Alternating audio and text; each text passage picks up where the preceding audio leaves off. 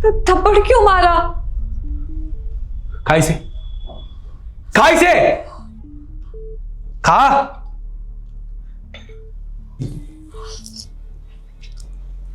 नमक थोड़ा ज्यादा हो गया। थोड़ा ज्यादा हो गया? इसे थोड़ा ज्यादा कहते हैं? तुझे पता है, तुझे अच्छे से पता है कि मम्मी को हाई ब्लड प्रेशर की प्रॉब्लम है, फिर भी तूने खाने में इतना ज्यादा नमक डाला। गलती हो गई, सॉरी, ध्यान नहीं रहा, इतनी हड़बड़ी में थी। आइंदा से ध्यान रखूंगी। अच्छा, हड़बड़ी में किया है तूने? तूने जानबूझ के किया है। तुझे अच्छे से पता है कि मुझे बीपी की प्रॉब्लम है, फिर भी तू रोज रोज नमक ज्यादा बनाती है जानबूझकर। बेटा ये सब इसके नाटक हैं। नहीं मम्मी जी, मैंने सच में जानबूझ के नहीं डाला नमक ज्यादा, वो गलती से डल गया। मैं आगे से ध्यान रखूंगी पक्का। अरे चुप कर, मुझसे आई है बहस करने के लिए, मुझे सिखा रही है। तेरे माँ बाप ने ना शादी करके मेरे सर पे सिरदर्दी दे दी है। दहेज में तो कुछ दिया नहीं, बस ये लड़की दे दी है गंवार सी, जिसको एक खाना बनाना भी नहीं आता। मैं क्या बोलूं, कितनी शिकायतें करूं तुझसे। ये ना दिन भर आराम करती रहती है या मोबाइल देखती रहती है। मम्मी जी आप ऐसा क्यों कह रही हैं? मम्मी पापा ने शादी के वक्त कितना कुछ तो दिया था ना आप लोगों को। इतना कैश, गोल्ड, गाड़ी और ये फर्नीचर, ये सब तो मेरे मम्मी पापा ने ही दिया है ना। उसके बाद भी आप हर दिन मुझे ताना देती रहती हैं, क्यों? अच्छा, दिया है तो कोई एहसान कर दिया क्या? हर माँ बाप अपनी बेटी को देते हैं। हमने नहीं दिया अपनी बेटी को तो क्या हम जाके गिनती करवाते हैं? हमने ये दिया, हमने वो दिया। हर माँ बाप देते हैं। तो तेरे माँ बाप ने कौन सा नया इतिहास रच दिया? सामान ही तो दिया है। और पागल बेटी दे दी है, खाना बनाती है जानबूझ के मारने के लिए सास को। मम्मी जी, मेरे पापा ने अपनी सारी सेविंग्स मेरी शादी में लगा दी। आप लोगों को दहेज में सामान देने के लिए उन्होंने सारे पैसे खर्च कर दिए। उसके बावजूद भी आपको लगता है कि मेरे घर वालों ने कम दिया है, उनकी जिम्मेदारी है। कब तक मेरे माँ बाप को सुनाते रहेंगे आप लोग? कब तक?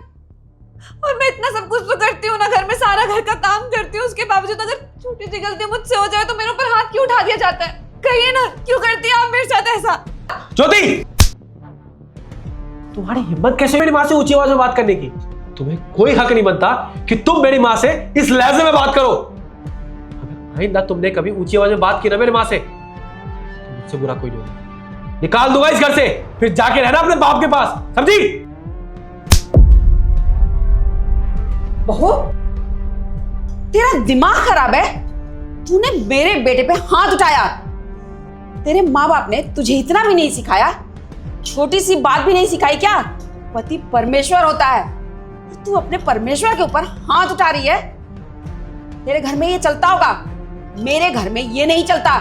तू मेरे बेटे को मेरे ही आगे थप्पड़ मारे, अपनी औकात में रह। पर माँ जी, इन्होंने भी तो मुझ पे हाथ उठाया ना। हाँ, तब तो आपने कुछ भी नहीं बोला। क्यों? मैं ही क्यों सहूं हमेशा? बोलिए ना। अरे तो तू इस घर की बहू है, वो इस घर का बेटा है। और मर्द उठा सकता है औरतों पे हाथ, वो औरत नहीं उठाती अपने मर्दों पे हाथ। तूने कब देखा है मैंने अपने पति को कभी मारा है? ये ना तेरे घर में चलता होगा। यही तो दिक्कत है ना माँ जी, यही तो दिक्कत है। हमेशा औरतें ही सहती हैं। अगर आपने पहले आवाज उठाई होती ना, तो शायद आपका बेटा मेरे ऊपर कभी हाथ ही ना उठाता। अगर आपका बेटा बिगड़ा है ना, तो सिर्फ और सिर्फ आपकी वजह से। एक माँ ही अपने बच्चे को बिगाड़ती है और सुधारती है। अगर आपको पापा जी ने थप्पड़ मारा तो आपने क्यों सहा? आपने सह लिया, लेकिन मैं नहीं सहूंगी। जहां मेरी गलती नहीं होगी वहां मैं आवाज उठाऊंगी। हमेशा दहेज के लिए ताना, गलतियों के लिए मारपीट, बस बहुत हो गया। मैं भी इस घर में इज्जत चाहती हूँ। अपने घर को छोड़कर आई हूँ, अपने माँ बाप को छोड़कर आई हूँ। ये सहने के लिए नहीं आई कि यहाँ पे मुझे थप्पड़ मारा जाए, मेरे साथ गाली गलौज की जाए। तो माँ जी आप बताइए ना, आपने भी तो अपनी बेटी की शादी की है ना। अगर आपकी बेटी के साथ ऐसा हो उसके ससुराल में, फिर कैसा लगेगा आपको? आपकी बेटे को मारा जाए, उसे दहेज के लिए हमेशा उकसाया जाए, बुरा भला सुनाया जाए, आपका दिल दुखेगा ना? बोलिए। मैं भी किसी की बेटी हूँ माँ जी। आप लोगों ने बिल्कुल मेरे साथ अच्छा नहीं किया, कभी मेरी इज्जत नहीं की। माँ जी जो इस घर में चलता आया ना, वो गलत था, लेकिन अब मैं गलत नहीं चलने दूंगी यार। और अपने बेटे को भी समझा लीजिए, बेवजह मुझ पे हाथ ना उठाए, वरना मैं भी अपना हाथ उठाने से पीछे नहीं रहूंगी। और हाँ, आज तो सिर्फ मैंने हाथ उठाया।